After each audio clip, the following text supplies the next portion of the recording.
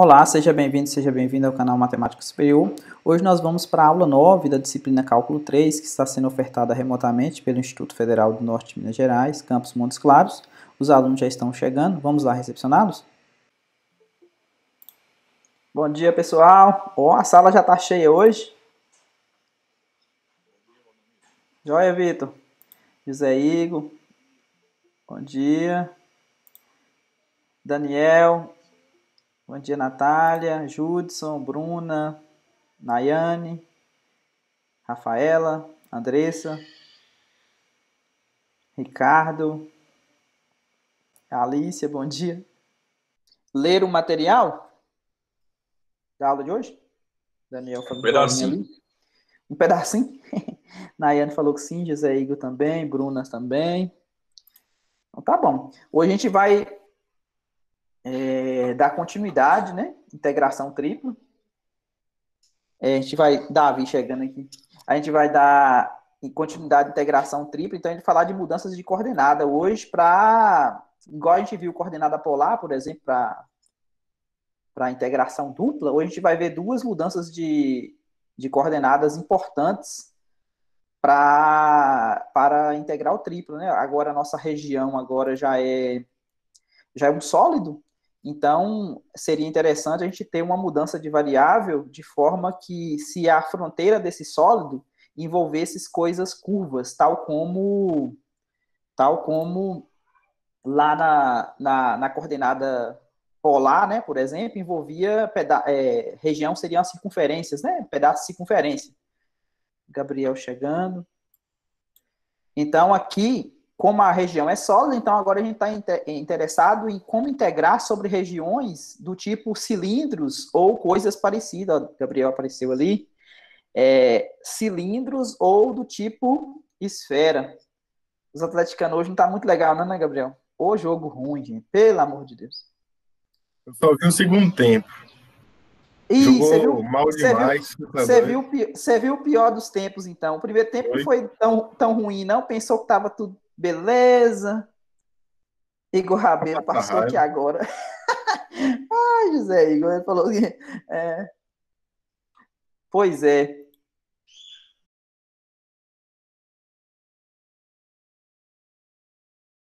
Eu tava falando mesmo de integral tripla, né? Voltando aqui, concentrar aqui de novo. Então, a aula de hoje a gente vai estar interessado em fazer integração triplas em regiões do tipo sólido, Ariane chegando agora, sólido do tipo que tenha o formato de um cilindro ou de uma esfera, ok? Então, para isso a gente vai usar dois tipos de coordenadas. A gente vai ver, a partir de agora, quais são esses tipos de coordenadas. Tá tranquilo para todo mundo aí? Todo mundo conseguindo ver a minha tela aqui e me ouvir bem? Beleza. Então, já somos 15. Podemos começar, né? Mudanças de coordenadas. Então, a primeira que eu vou falar para vocês hoje é a coordenada cilíndrica. O nome é bem sugestivo, né? O nome cilindro, né? Cilíndrica. Então, o que acontece? Essa aqui é uma extensão natural de coordenada polar. A diferença é que coordenada polar, a gente usava uma região plana, né? Então, se a gente estava numa região plana, a gente utilizava coordenadas polares. Então, essa tipo de coordenada que a gente vai utilizar hoje, ela é conveniente para descrever regiões que têm curvas parecidas com o que a gente estava fazendo lá em coordenadas polares. Então, se a gente pega no sistema cartesiano, ó, pra você ver, a relação que a gente tinha lá de coordenadas polares, só para relembrar aqui, ó, você tinha um ponto XY, como que você transformava para um ponto com coordenadas r e θ? Você utilizava as relações métricas nesse triângulo retângulo aqui, ó. Então, esse triângulo retângulo aqui, se você calculasse o cosseno desse θ, você poderia exprimir o x como função do raio, que seria essa distância aqui, ó, a hipotenusa. Você poderia exprimir o x, ou seja, expressar o x em função do r e do θ. E se você calculasse o seno do ângulo, você poderia calcular, expor o y em relação, usando o r e o θ. Igor César, bom dia. E outra coisa que a gente sabe também, que vale o teorema de Pitágoras, né? Ou seja, é a outra relação que a gente tem. E como que a gente tira o ângulo dessa história toda? É calculando o arctangente de y sobre x. Então, se você quiser saber quem que é o θ, basta você calcular a arctangente de y sobre x, né? Ou seja, o θ aqui é a arctangente de y sobre x. Paulo chegando. Bom dia, Paulo. Bom, agora o que eu vou fazer? Eu vou pegar essa historinha aqui e vou aumentar uma coordenada, porque agora eu quero sair de uma região plana e quero ir para uma região espacial, com 3 dimensões. Então, em 3 dimensões, então há um sistema que a gente chama de coordenadas cilíndricas. Coordenadas cilíndricas. Ele é análogo a coordenadas polares e dá descrição conveniente para superfícies sólidos que podem ocorrer usualmente, regiões de integração, igual eu estava comentando para vocês, que parece com um cilindro. Então, qual que é a diferença? Observe que aqui o chão, ó, olha, o chão aqui, ó, o plano XY. O plano XY é exatamente essa figura aqui que a gente viu para o R2, tá vendo? Para coordenadas polares, não mudou nada. O que mudou aqui? Eu aumentei um eixo Z, que eu não tinha em coordenadas polares. Então, a coordenada cilíndrica agora, o ponto ele vai estar no espaço, tá vendo? Ele vai ter coordenada... Iago chegando. Bom dia, Iago. Ele vai ter coordenadas R e θ herdada aqui do chão, tá vendo? Das coordenadas polares. E agora, ó, pra você ver, eu nem mudei a letra, eu continuo chamando de Z. Ou seja, o Z é ele próprio. Então, por isso que é conveniente para descrever, por exemplo, cilindros, porque os cilindros, as faces na lateral do cilindro é o quê? São segmentos de retas, não são? O cilindro ele tem tipo é uma circunferência, imagina uma circunferência, e aí sobre a circunferência você coloca um monte de retas. Isso dá um cilindro. Seria uma lata de óleo daquelas de antigamente, né? Daquelas de metal. Ok? Então, como que a gente vai fazer para poder converter esse ponto aqui, ó, em coordenadas cilíndricas em coordenada cartesiana? Ou seja, esse ponto aqui também ele tem a coordenada cartesiana. Normal. Ó, você vê, esse Z aqui ele é igualzinho, ó, ele não vai mudar nada. Essa terceira coordenada aqui, ó, ele continua sendo Z. Tanto em coordenada cartesiana quanto em coordenada cilíndrica. O Z é o Z e pronto. Agora, o R e o θ, ele vai ser transportado em XY, ou seja, o XY vai ser convertido em Rθ. Aqui tem alguns... Aqui, ó, as mudanças são essas, tá vendo? O X permanece igual à coordenada polar, o Y permanece igual à coordenada polar, o Z é ele próprio, é o que aumentou aqui na mudança, tá vendo? O Z aumentei essa coordenada aqui.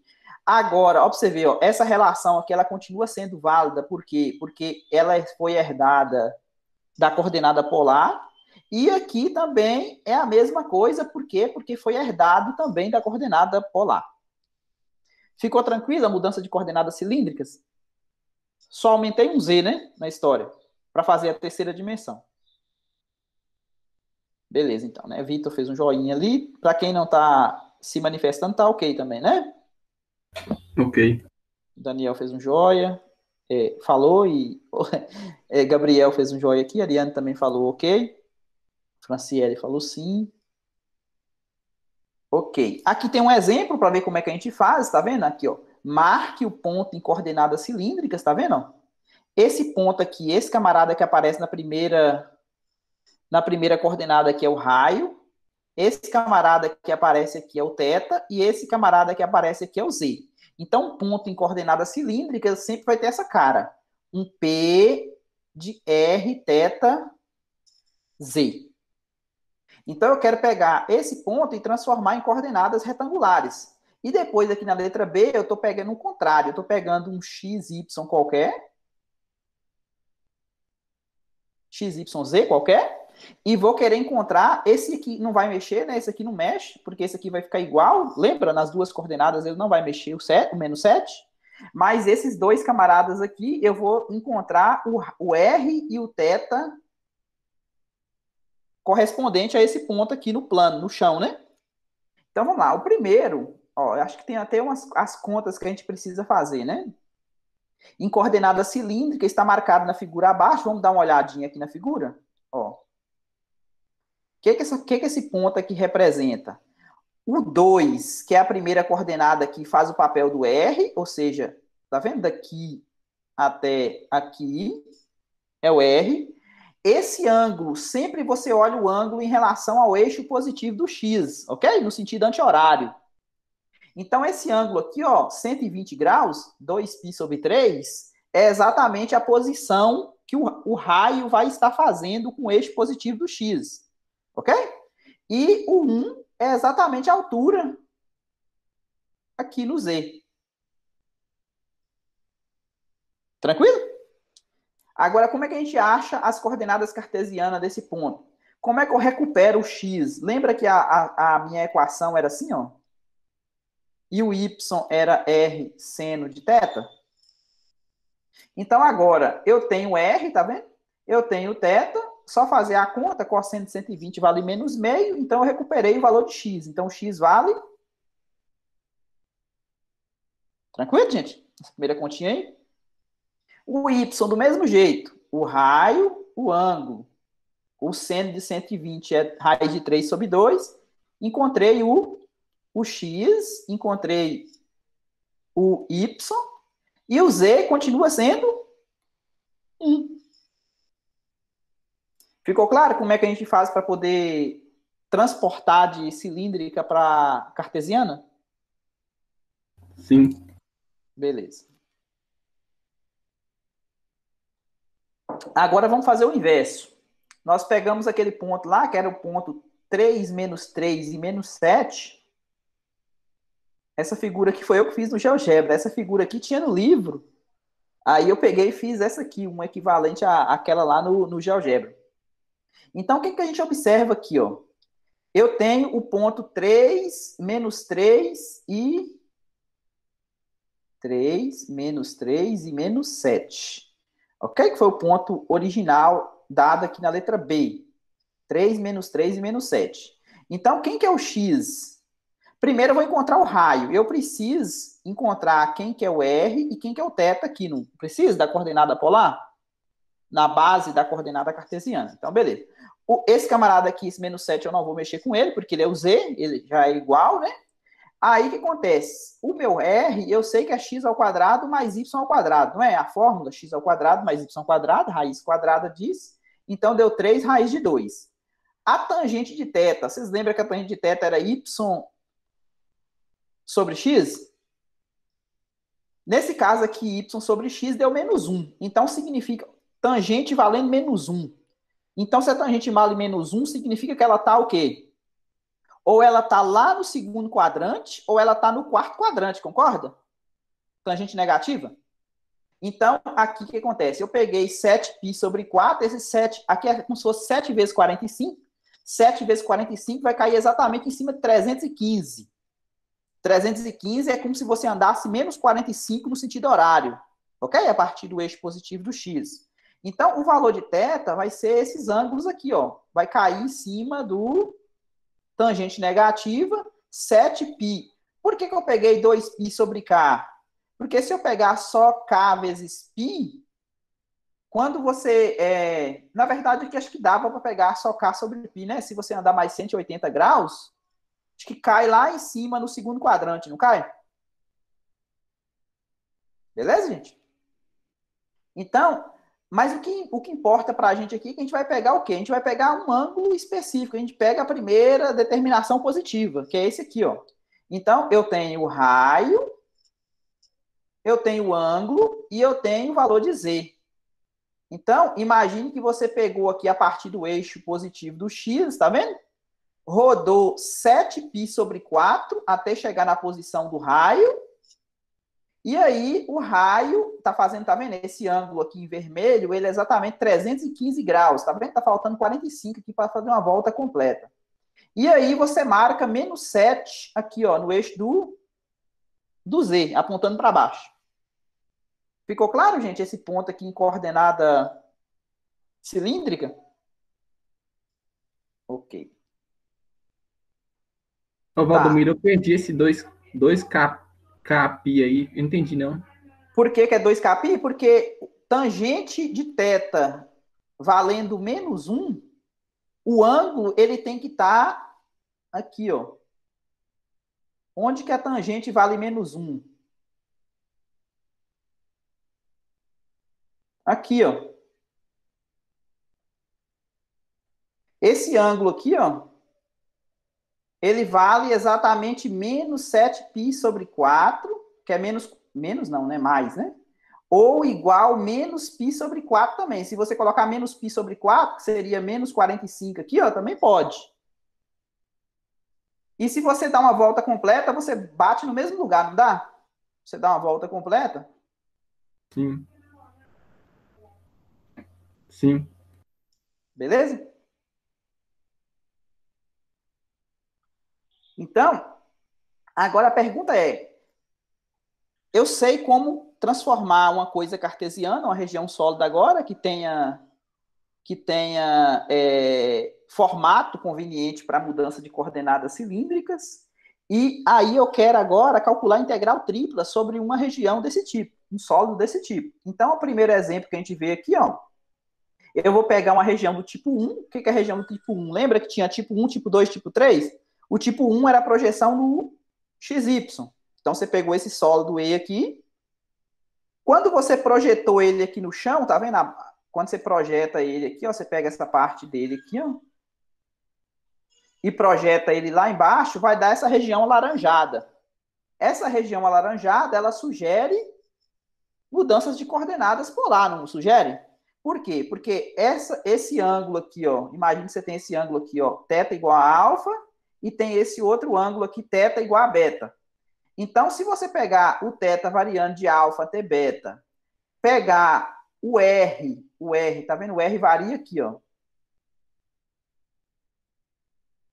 Dessa função aqui do fundo, né, que eu estou chamando de H1 de θ, até essa função aqui da frente, que eu estou chamando de H2 de θ, então, isso aqui e outra, o Z aqui, ó, o Z aqui varia entre essa superfície de baixo até a superfície de... Tá vendo? Tem uma superfície aqui, que eu chamei de U2, e tem essa superfície aqui de baixo, que eu estou chamando de U1. Então, como é que ficaria a região utilizando coordenadas cilíndricas? Então, aqui eu tenho o XYZ do R3 normal, que é o sólido E. O XY aqui, ó, ele está nessa região D aqui no chão, e o Z está entre as duas superfícies, que depende, é como se fossem duas funções de duas variáveis, ok?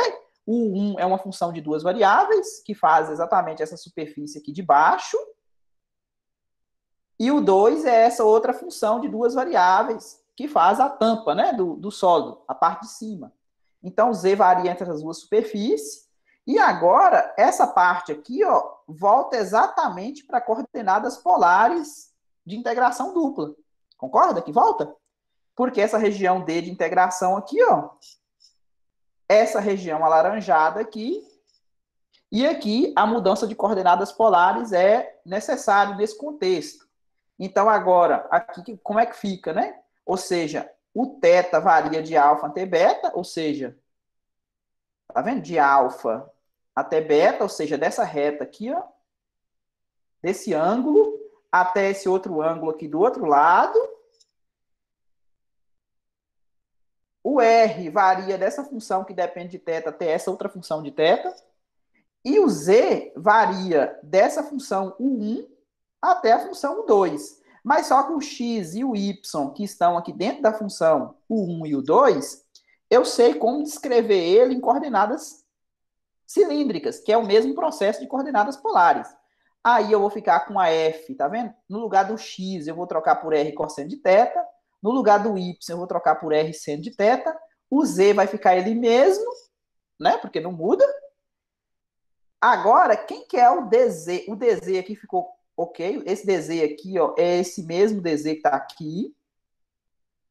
E esse dA aqui, ó, esse dA aqui, vocês lembram que a gente troca ele por r dr dθ, não é? Da coordenada polar. Então, apareceu esse r aqui, dr dθ. É o dA dessa integral aqui, ó, dessa integral dupla aqui de fora. Beleza. Então, para a gente poder entender o que aconteceu com esse dv aí, né? Porque a integral tripla, na verdade, é assim, né? Integral de f dv sobre um sólido, não é? Quem que é o dv da história? Ele tem que ter 3 dimensões, não é? Olha quem que é ele aqui em coordenada cilíndrica. Imagine que você tem um cilindro, 2 latas de óleo, uma mais fina do que a outra. Concorda que entre 2 latas de óleos vai ter uma espécie de uma... Como é que eu chamaria isso? De uma cunha cilíndrica, um espaço entre 2 latas de óleo. Imagine que uma tem um raio 1 e outra tem um raio 2, por exemplo. Tá vendo aqui? Uma de dentro. Fatia de pudim. Uma fatia de pudim. Boa, Vitor. Aqui, ó. Eu imagino que esse camarada aqui tem um raio 1, esse aqui tem um raio 2. Então, tem um espaço aqui entre as 2 latas, não tem? A fatia de pudim aqui, ó. Tá vendo? Então, o que acontece? Essa parte aqui do pudim e essa parte aqui, ó, ela tá na lateral, não tá? Se ela tá na lateral, ela é meia curva, não é? Porque ela faz parte do cilindro. Se ela faz parte do cilindro, como é que a gente pega um pedacinho de circunferência? Um pedacinho de circunferência, esse pedacinho de arco aqui, ó, a gente usa a fórmula para poder encontrar ele, é exatamente R d θ. R d θ, beleza? Onde d θ é esse ângulo aqui, ó, que gera esse pedaço de arco. O dr é a subtração dos 2 raios, o de fora menos o de dentro. Essa distância aqui é o dr. E o dz é exatamente a altura. Aqui, ó. Porque o z não muda, né? Então, imagine que você cortou 2 superfícies de nível aqui, ó. Tá vendo? Cortou aqui, cortou aqui. Então, o dz, então, como que calcula o volume disso aqui, ó? É a multiplicação das 3 dimensões.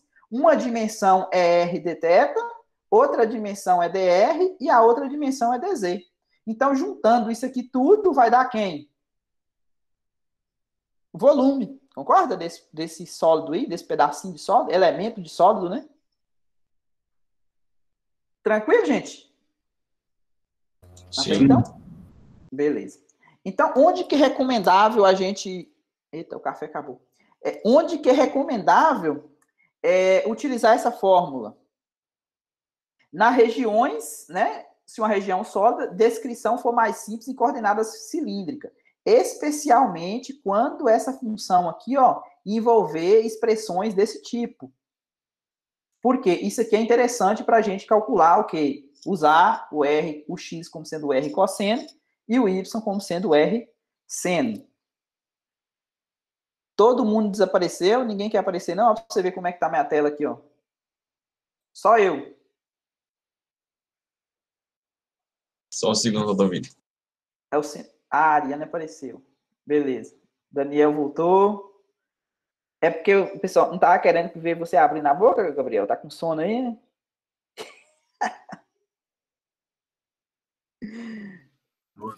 Foi a noite que eu mais dormi nas Uai! últimas semanas e eu tô com sono.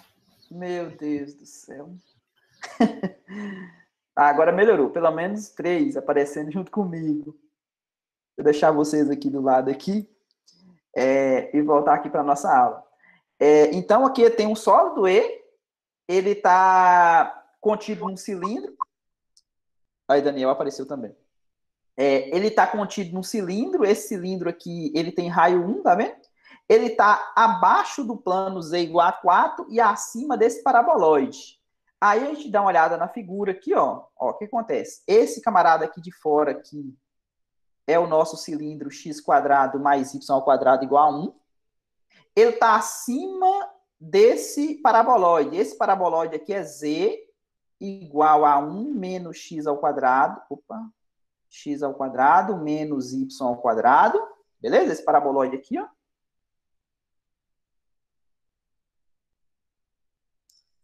E aqui está o plano z igual a 4, tá vendo? Z igual a 4. Então, ele está limitado. Ele está acima, eu quero essa região aqui, ó. Acima do paraboloide, abaixo do plano z igual a 4, abaixo do plano z igual a 4 e acima do paraboloide e dentro do cilindro. Então, é essa região aqui, ó, de interesse. Ficou claro a região? Tá, beleza. Então, ó, você vê, ó, um sólido E está contido no cilindro, tá vendo? Contido dentro do cilindro, abaixo do plano Z igual a 4, acima do paraboloide, como mostra. A densidade em qualquer ponto falou que é proporcional à distância do ponto ao eixo. Então, o eixo do cilindro aqui é o eixo Z, né? Então, pediu para determinar a massa. A gente viu na aula passada que a massa ela é dada pela integral tripla da densidade, não é? Beleza. Sobre E. Então, você vê, ó, a densidade ela é proporcional à distância, né? Então, se você pega qualquer ponto aqui, ó. Você pega um ponto aqui, imagina que você tem um cilindro, vou pegar aqui na figura de baixo, aqui fica melhor. Você pega um ponto aqui, ó. Qual que é a distância desse ponto até o eixo, né? Concorda que essa distância aqui, ela coincide com qualquer distância aqui no chão? Isso aqui é exatamente, usando o teorema de Pitágoras, é a distância de um ponto até o eixo ali, né? Seria como se fosse a distância até a origem. Gabriel Souza chegando. Porque o eixo, ele está exatamente quando o eixo está bem aqui, né? O eixo Z. Então, se você pega um ponto aqui qualquer, ponto X, Y. A distância dele aqui, ó, imagina que você pegou ele lá em cima, no cilindro. Tanto faz onde é que você pegou, né? A distância. Aí o que acontece? Essa distância aqui, ó, ela é igual a essa distância aqui, ó. É exatamente a hipotenusa. Ok? Raiz quadrada de x ao quadrado mais y ao quadrado. Então, como é que eu vou escrever esse E em coordenada cilíndrica? Então, observe, ó, o cilindro é exatamente R igual a 1. Concorda? Porque isso aqui, ó, é R ao quadrado. Então, R ao quadrado igual a 1. Então, o cilindro em coordenadas cilíndricas é exatamente R igual a 1. Sem tirar nem pôr nada. Agora, o Z, observe, ó, aqui dá para colocar esse menos em evidência, não dá? O Z vai ficar um menos, colocando menos em evidência, então vai ficar um R ao quadrado, né? Porque x ao quadrado mais y ao quadrado é R ao quadrado. Então, agora, o que eu faço? Eu faço o θ variar de 0 a 2π para poder pegar todo mundo, né? Porque a região do cilindro é toda. Eu faço o R igual de 0 até 1 para poder... Ó, imagina que você pegou uma circunferência bem aqui no meio. O R vai de 0 a 1, tá vendo o R aqui? O θ tem que ir de 0 a 360 para pegar todo mundo. Agora, o Z, ele tem que ficar controlado. O Z tem que partir. Tem que partir a partir do paraboloide, ok? Ele tem que sair do paraboloide, o Z, até bater lá no Z igual a 4. Até bater lá na tampa, né? No topo. Então, o Z aqui, ó. Ele sai do paraboloide, tá vendo? Esse aqui é o paraboloide, 1 menos R ao quadrado, e bate no 4, né? Z igual a 4. Ficou claro os limites de integração para a região E? Ótimo. José Igor falou sim também. Então, agora é só fazer a conta, né? Então, a massa é dada por a integral da densidade, tá vendo? A densidade é K vezes a raiz quadrada, que é a proporção à distância do ponto ao eixo. Aqui eu coloquei os limites de θ. Aqui os limites do R. E aqui os limites de quem? Do Z. Então, fazendo aqui, ó, K vezes R. Por que K vezes R? Porque esse camarada aqui é R, né? Raiz quadrada de x quadrado mais y quadrado. Então, ficou K vezes R. Esse R que aparece aqui, ó, é do R, dr, dθ, do dA, lembra? Então, tem mais um R aqui mesmo. Então, vai ficar R ao quadrado, KR ao quadrado. Como eu estou integrando primeiro em Z, então, KR ao quadrado vai ser constante. KR vai ser o constante. Observe que os limites de integração aqui do R não dependem de θ, tá vendo? Então, por isso que eu resolvi essa integral de fora aqui, ó. Eu já resolvi ela e coloquei aqui, ó. Porque eu posso fazer isso porque os limites não dependem. Beleza? Esse limite aqui de R aqui não depende de θ. Então, a gente pode decompor ela, né? Na multiplicação das integrais quando isso acontece. Então, aqui vai ficar este de cima, a integral de cima dz vai dar z, com z variando de 4 até 1 menos r ao quadrado. Então, pega e substitui 4 menos 1 menos r ao quadrado, vai dar 4 menos 3, vai dar 3 mais, né? Porque menos com menos. 3 mais R ao quadrado. dr. Aqui eu distribuo esse vezes esse vezes. Aqui ficou um... O que pode? Ó, pra você ver, esse K saiu para fora. Ficou 2 K vezes π. O R vezes o 3, aqui, ó. 3R ao quadrado. Qual que é a primitiva de 3R ao quadrado? R ao cubo. Beleza? Porque quando deriva R ao cubo, volta em 3R ao quadrado. E aqui ficou R à quarta, né? Esse vezes esse. Então, R à quarta vai dar R à quinta sobre 5. Substitui de 0 a 1, encontra isso aqui. Então, essa é a massa desse sólido aqui, ó. De forma que a densidade dele, de cada ponto, né, é proporcional à distância desse ponto até o eixo do cilindro. E por hoje, o que eu tinha planejado é isso. Tranquilo? Não pode fazer uma aula muito desgastante depois da prova, não, senão vocês ia chiar, né? Ia ficar cansativo. É só isso, viu, gente, a aula de hoje. Alguma dúvida da aula de hoje? Aí, coordenadas esféricas, a gente vai falar na próxima aula. Na aula 10.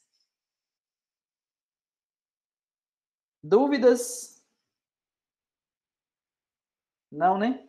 Bruna falou que tá tranquilo. Acho que pode encerrar já. Beleza, então. Então, bom dia para todo mundo e fiquem com Deus até quinta ou até amanhã, para quem faz as duas, né? Até amanhã. Falou, até amanhã. Beleza, Valdomiro, valeu. Falou, Vitor. Bom dia, Bruna, Alicia. Bom dia, Daniel. Nayane, Iago, José Igor. Até mais. Bom, por hoje é isso. Espero que você tenha entendido. Se ficou alguma dúvida, deixe nos comentários que estarei respondendo na medida do possível. Aproveite para se inscrever no canal, ative as notificações, porque toda terça e toda quinta teremos aula nova no canal. Até mais.